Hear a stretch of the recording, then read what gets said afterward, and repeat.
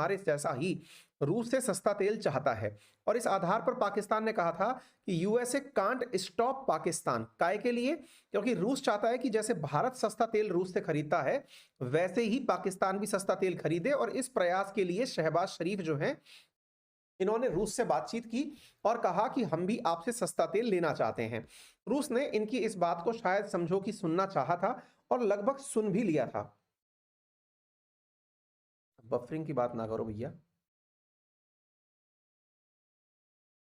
सही चल रहा है सब, ठीक है। अच्छा, तो अब हुआ ये कि इस स्थिति के अंदर पाकिस्तानी डेलीगेशन जो है वो सस्ता तेल खरीदने के लिए रशिया की यात्रा पर जाता है। 28 नवंबर की आप ये खबर देखते हैं। देखिए, आपने 2 महीने पहले 17 नवंबर की ये खबर देखी जब पाकिस्तान ने कहा कि हम सस्ता तेल खरीदना चाहते हैं और पाकिस्तान को अमेरिका को नहीं रोकना चाहिए। कोई बात नहीं, पाकिस्तान की तरफ से जो डेलीगेशन है वो कहां जाता है? रशिया जाता है और रशिया जाकर के सस्ता तेल खरीदने की बात करता है। फिर रूस ने उस समय इनको यह बात कह करके मना कर दिया कि हम आपको तब तक सस्ता तेल नहीं दे सकते। कब तक नहीं दे सकते? तो देखो, ये वाली चीज है 1 दिसंबर की। यहां पर आप जो न्यूज देख रहे हैं इसमें यह कहा गया है रूस का पाकिस्तान को झटका। क्यों झटका दिया? पाकिस्तान को सस्ता तेल देने से इनकार करते हुए रूस ने क्या कहा था, ये सेशन अगर आप चाहें तो आप सुन सकते हैं, मेरे द्वारा किया हुआ है।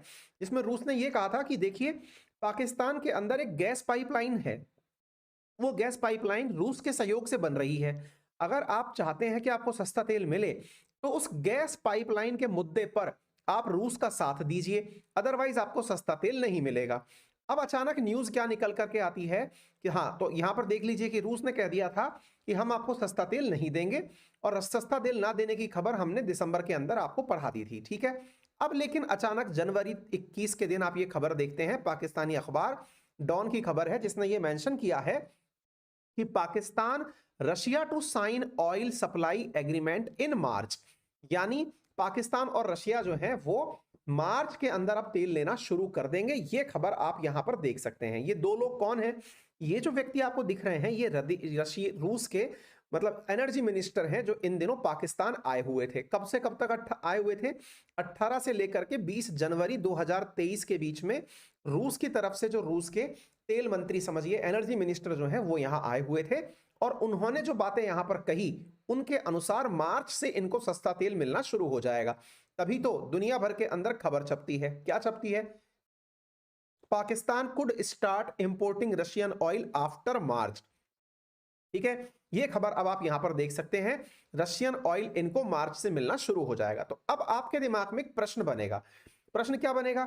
सर, यहां से लेकर यानी 1 दिसंबर से लेकर के और अभी 21 जनवरी के बीच में ऐसा क्या घटित हुआ कि जो रूस मना कर रहा था वो इनको तेल देने को तैयार हो गया? डेफिनेटली कुछ तो हुआ है, या तो रूस मजबूर हुआ है या उसकी कोई नई कूटनीति है। तो मैं आपको याद दिला दूं, जब मैंने आपको ये सेशन किया था ना, अगर आप चाहें तो इस सेशन को देख सकते हैं, इसी चैनल पर डला हुआ है, कि बस ये डालकर देख लीजिएगा। उसमें मैंने आपको ये जानकारी दी थी कि रूस के द्वारा पाकिस्तान में एक पाइपलाइन की बात की जा रही है जो रूस के सहयोग से बन रही थी।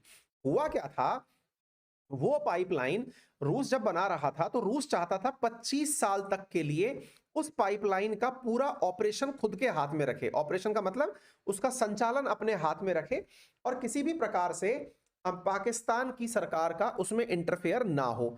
लेकिन हुआ क्या था, जब इमरान खान की सरकार आई तो इमरान खान की सरकार ने उस पाइपलाइन की साझेदारी बदल दी और पाकिस्तान के अंदर उसने कहा, इमरान खान ने, कि भाई 75% के मालिक तुम हो जाओ या 76% के मालिक तुम हो जाओ, 24% का 75% के मालिक तो पाकिस्तान को बना दो, 24% का मालिक रशिया बन जाए।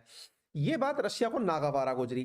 तो ऐसी स्थिति में जब इमरान खान चले गए सत्ता छोड़ करके तो शहबाज शरीफ से वापस से वही डील दोबारा कहा गया करने के लिए कि अगर आप चाहते हो तो हमें 25 साल के लिए आपके यहां की गैस पाइपलाइन दे दो।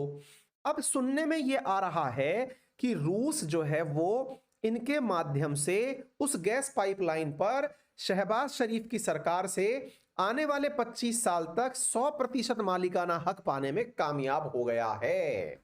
अगर ऐसा है तो फिर ये कोई बहुत बड़ी बात नहीं है रशिया को सस्ता तेल मिलना, क्योंकि देखिए सब आप जानते हैं रूस के लिए इस समय जो बहुत बड़ी मुसीबत है वो ये है कि पूरी दुनिया के अधिकतम जो सामर्थ्यवान देश हैं, वेस्टर्न वर्ल्ड है, वो रूस के खिलाफ है। इस पूरे युद्ध में रशिया यूक्रेन वॉर जो हुआ उसके अंदर केवल और केवल रूस के साथ गिनती के 3-4 देश खड़े हैं, और उनमें से भी वो देश हैं जैसे बेलारूस उसका पड़ोसी, क्यूबा जो कि पहले से कम्युनिस्ट देश, तीसरा वेनेजुएला। ऐसे 3 हल्के हल्के से देश यानी क्यूबा, वेनेजुएला और बेलारूस जैसे देश उसके साथ खड़े हैं, जबकि दुनिया का कोई भी देश रूस के साथ आकर खड़ा नहीं हुआ। आप अंदाजा इस बात से लगा सकते हैं, एक यूक्रेन जैसा देश लगातार रूस को पीछे धकेलता जा रहा है। मजबूरी है रूस की कि रूस को अगर अपने आप को फेलियर नेशन होने से बचाना चाहता है तो उसे अंतरराष्ट्रीय स्तर पर कूटनीतिक दाव चलने होंगे, और उन कूटनीतिक दावों से रशिया को बड़ी मात्रा में अपने लिए इनकम के साधन तलाशने होंगे। इनकम के साधन में जहां एक और भारत इनसे तेल का इंपोर्ट कर रहा है, वहीं रूस को अब अपने लिए खरीदार ढूंढने पड़ रहे हैं कि किनको जाकर के वो अपना तेल बेचे और पैसा कमाए। अब आपके दिमाग में एक बहुत लॉजिकल सवाल बनेगा कि ठीक है, तेल ये बेच भी देगा, पाकिस्तान को बेच देगा। इससे 2 प्रश्न खड़े होते हैं सर। पहला, क्या भारत के साथ उसकी दोस्ती कोई मायने नहीं रखती जो भारत के दुश्मन को वो तेल बेच रहा है? और दूसरा, सर पाकिस्तान खरीदने के लिए पैसे कहां से देगा? तो देखो, मैं दोनों बातें पहले आपको पैसे से समझाता हूं। पहले पैसे वाली बात बताता हूं, फिर भारत वाली बात बताऊंगा। नंबर 1, सर पैसे कहां से देगा पाकिस्तान? तो देखो, यहां पर एक बड़ी बात निकल के आ रही है, और वो ये है कि पाकिस्तान बोला है कि देखो साहब, पैसे तो बात मतलब जो धन है ना तेल खरीदने का, वो धन हम आपको डॉलर में नहीं दे पाएंगे। अब यहां पर ये बात समझने की है साथियों, दुनिया में एक चीज और चल रही है इन दिनों, और वो क्या है? D dollarisation. डी डॉलराइजेशन का मतलब क्या होता है? डी डॉलराइजेशन का मतलब होता है डॉलर की अवहेलना, डॉलर को वैल्यू ना देना। बोले डॉलर को वैल्यू ना देना, इसका क्या मतलब हुआ? इसका मतलब हुआ कि इकोनॉमीज जो हैं वो अपने आप से ये निर्धारित कर लें कि डॉलर जो है वो नहीं चलने दिया जाएगा।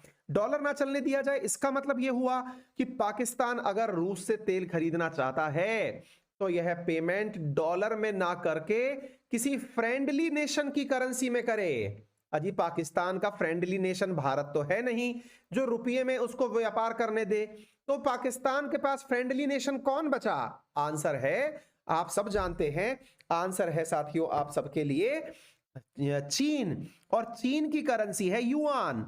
तो साथियों पॉइंट ये है कि आने वाले समय में पाकिस्तान उसी युआन के अंदर रशिया को पेमेंट करेगा। अब इससे क्या फायदा होगा? 2 बातें समझिए।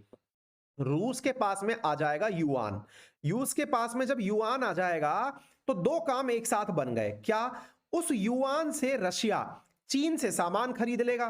तो देखो ध्यान से समझना, क्या बढ़िया शानदार सेटिंग बैठ गई। रशिया को तेल बेच करके तो मिल गया युआन, और उस युआन से चीन से सामान खरीदने का मौका मिल गया। तो बन गया ना पूरा की पूरा एक बेहतरीन इकोसिस्टम।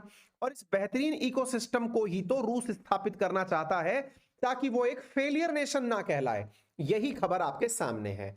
तो साथियों, पाकिस्तान और रशिया के बीच में जो भी हो रहा है वो आप यहां पर देख सकते हैं। पाकिस्तान और रशिया की inter governmental commission on trade की मीटिंग हुई 18 से 20 जनवरी तक पाकिस्तान के इस्लामाबाद में। वहां पर पाकिस्तान की सरकार ने ऐलान किया कि मार्च के महीने से मास्को से उन्हें सस्ता तेल मिलने जा रहा है। अब आपके दिमाग में फिर एक सवाल आएगा, सर एक बात बताइए, आपने ये कहा था, चलो पैसे की बात तो समझा दिया आपने कि युआन से हो जाएगा, लेकिन दूसरी बात ये बताओ सर कि भारत के साथ दोस्ती भी तो है रूस की। देखो बेटा, मैंने एक बात ना हमेशा से आप सबसे कही है, अगर ध्यान रख सको तो केवल इतना ध्यान रख लेना कि अंतरराष्ट्रीय कूटनीतिक संबंधों में कोई किसी का दोस्त नहीं है, कोई किसी का दुश्मन नहीं है। यदि आपको यह बात समझ में आ जाएगी ना तो दुनिया में दुख थोड़े कम होंगे। आप पूछेंगे ऐसा क्यों बोल रहे हो, बड़ा फिलोसॉफिकल लाइन बोल दी। मैंने कहा भाई साहब, इसी फिलोसॉफिकल लाइन में सारी कृपा छिपी है। बोले कैसे? देखो मैं थोड़ा सा इतिहास बता देता हूं, हालांकि फिर वो खामखा सेशन को दूसरी दिशा में ले जाएगा, लेकिन ये ध्यान रखना, जिस अफगानिस्तान को आज आप जानते हैं ना तालिबान के कारण, वो अफगानिस्तान कभी रूस का परम मित्र हुआ करता था। परम मित्र इतना कि उस अफगानिस्तान में सोवियत रूस की जो एंट्री थी उसी को भगाने के लिए अमेरिका ने तालिबान का जन्म करवाया था, हक्कानी नेटवर्क का जन्म करवाया था, आतंकियों को प्रेरित कर करके सोवियत रूस को भगाया था। एक समय अफगानिस्तान की अमेरिका अफगानिस्तान बहुत तगड़े मित्र हुआ करते थे। तालिबान के जो हक्कानी के जो नेटवर्क के जो लोग हैं उनको अमेरिका सम्मानित करता था ये कहते हुए इज्जत देता था कि ये रिवोल्यूशनरी हैं, ये लोग अपने देश की हिफाजत करते हैं, और आज उन्हीं हक्कानी नेटवर्क के लोगों को मरवाने के लिए अमेरिका इनाम घोषित करता है। तो भैया इस दुनिया में ना काऊ का दोस्त ना काऊ का दुश्मन, यहां पर केवल एक ही चीज है और वो है अपने स्वार्थ।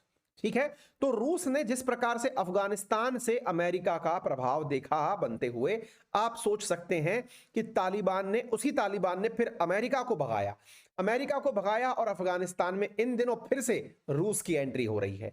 अब आप पूछेंगे सर, बात आपसे पूछी गई थी भारत के बारे में, आप ले गए उसको रूस और अमेरिका के बारे में। देखो भैया, इस दुनिया में जिसके पास पैसा है उसकी अपनी राजनीति है। ठीक है, अब अगर आप ये समझते हैं कि भारत जो है वो अपना स्टैंड रखने में कामयाब हो जाएगा, तो भारत को रूस पर निर्भर होने की जगह रूस को अपने ऊपर निर्भर करना होगा। आप पूछेंगे मतलब क्या कहना चाहते हो?